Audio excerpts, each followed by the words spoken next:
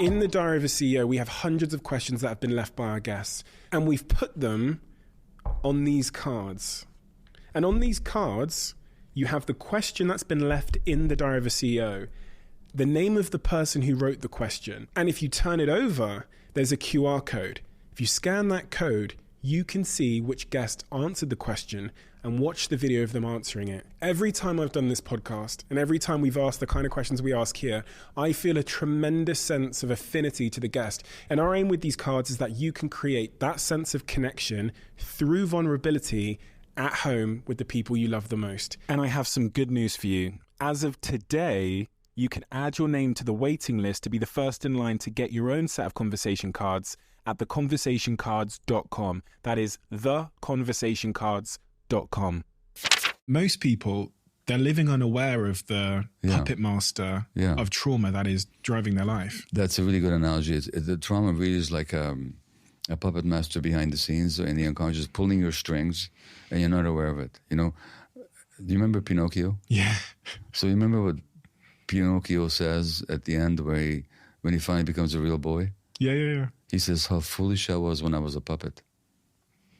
And to the extent that we're being activated by these unconscious strings that our trauma is pulling behind the scenes, and we're acting in our lives and we think we're autonomous, free beings, but we're actually being controlled by something in the past that we haven't worked out, we're puppets.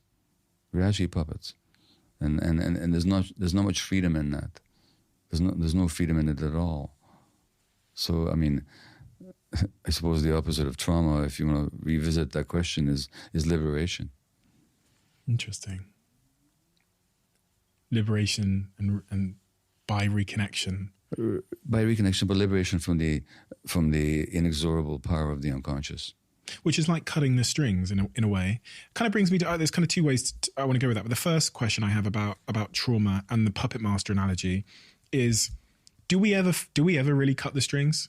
Or do we just kind of learn to pull against them when they try and tell us to do something with more force than they're exerting in the opposite direction?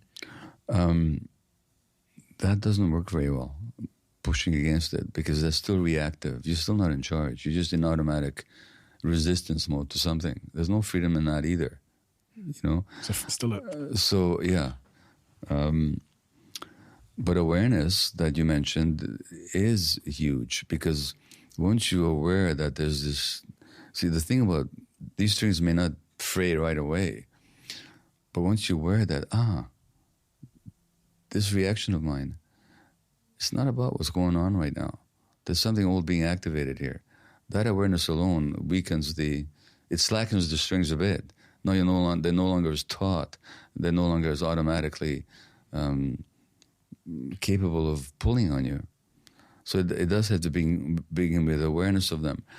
Ultimately, if we realize that this puppet master is just a desperate little person trying to get you to survive, the only way he, she, they knew how when they were small, if you make friends with it, but we relieve it of its duties, saying thanks very much, but I can handle it now, it eventually becomes our friend rather than sort of our master, you know? On that first step of just acknowledging, just understanding that there is a puppet master there controlling us and exactly which strings that puppet master is pulling in our lives, how does one go about awareness, the process of awareness? Is it introspection, keeping a diary, therapy? What is it? Well, all that. I mean, all or any. But even when you ask how you go about it, what is the it? Well, for you to say how to go about it, you already must have some degree of awareness. If you didn't, you wouldn't even be asking the question. So that's the very first step of realizing that there's something here to work on. There's something here to work through. It does not need to be the way it is. That already is the biggest step. The Buddha said that to recognize the source of your suffering is the first step towards relieving the suffering. And so as soon as you ask how you go about it, you've already taken a huge step. Because a lot of people don't even know that there's an it. They just think this is reality, that this is life. So realizing that this it doesn't have to be the way it is, that's already a huge step. Now, beyond that, yoga, meditation, nature, therapy of all kinds, body work of all kinds, like somatic experiencing, or craniosacral treatments, or even massage therapy. It's incredible what can be revealed just through body work like that. Then all kinds of forms of therapy, the ones I teach, the ones other people teach, journaling, certain exercises in this book that we recommend, like just ask yourself where you have trouble saying no in life to things you don't really want to do, and working that through on a regular basis. So there's lots of ways once you open the door. You know, I have a chapter on psychedelics here, which is, again, it's not like a panacea or for everyone, but certainly it's a helpful modality for a lot of people. So some people may actually benefit from taking pharmaceutical medications if their situation is dire enough, but not as the final answer, but as a way of getting respite that allowed them to go to work on the real issues that caused them to be depressed or anxious or tuning out, you know, so any and all of these things. A lot of people don't even want to open those doors, though, because there's so much pain associated with maybe going back or revisiting an early experience that they just think it's better keep the doors shut. Yeah. And get to tomorrow. That's true. To which I have two answers. One is, it's true, it's painful.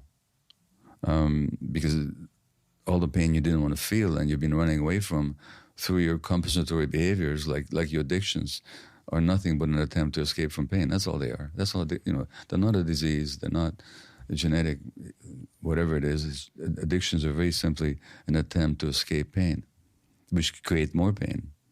But that's what they are.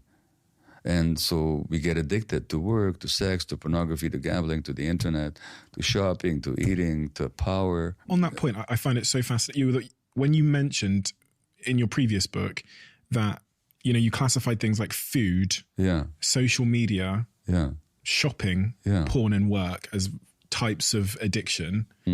That was that in and of itself was a bit of a revelation for me, because I never saw work as an addiction. The minute you said it was, and I kind of link it to, you know, heroin addiction, which is providing a certain psychological or physiological benefit to me. Yeah, temporarily. Of course it's a fucking addiction. Of course work is an addiction. Of course I have that addiction. Well, work can be an addiction. Yeah. Work can also be sacred. It can also be fulfilling and a manifestation of your creative urges. But it's not but it's strange to say, not that I recommend it, but it's possible even to use heroin in a non-addictive way. I don't personally get it, and I would never want to. But the addiction is never in the behavior itself. It's in your relationship to the behavior. So if the particular activity gives you temporary relief or pleasure, and therefore you crave it, but it causes harm in the long term and you can't give it up, you've got an addiction. And I don't care what the activity is. It could be drugs and all the other things that we mentioned. And it employs the same brain circuits, by the way. The workaholic is after the same brain chemical that the cocaine addict is after, dopamine, you know. And people can be even addicted to their own stress hormones, like adrenaline, the so-called adrenaline junkies. There's such a thing, you know. So almost anything can be addictive if it serves the purpose of temporarily easing some distress, but causing harm in the long term. Is escapism the right word to use then for it? Because it doesn't sound as much like we're escaping rather than we are seeking something. We're seeking relief from a certain mental state. Like I just gave you a definition of addiction, so I don't know what addictions you've had or haven't besides, you know, but what did that do for you? Temporarily. It gave you something. It made me feel like I was valid and I was pursuing a sense of accomplishment and validation. Okay, and a sense of worth. I was worthy. No. Is that something that people need or not? Yes. Yeah, that's a good thing. But the real question is, why did you ever get the idea that you didn't have the worth? Why did I get the idea that I didn't have the worth? That's where trauma comes in. Because I was called the N-word when I was 8 by a kid in school. Exactly. And then no one was speaking to me because your mother screamed at your father. Yeah. You know, I remember that day and very so vividly. all that together, and that's emotionally painful. Like, what's it feel like to be not to have a sense of worth? That's painful. And so that's why my mantra is: don't ask why the addiction, ask why the pain. And if you want to understand why the pain, you have to look at that person's life.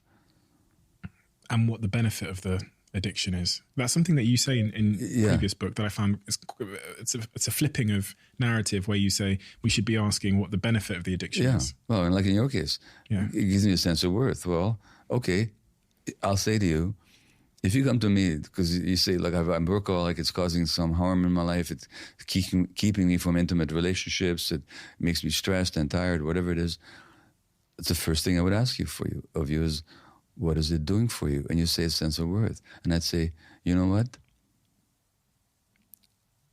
You deserve to have a sense of worth. I totally understand why you'd want to engage in an activity that gives it to you. But given that it's causing you harm, let's look at why you don't have a sense of worth and how else you might develop it that isn't harmful to you, you know? So, but you start with what's right about it. What are you looking for? And what you're looking for is always valid.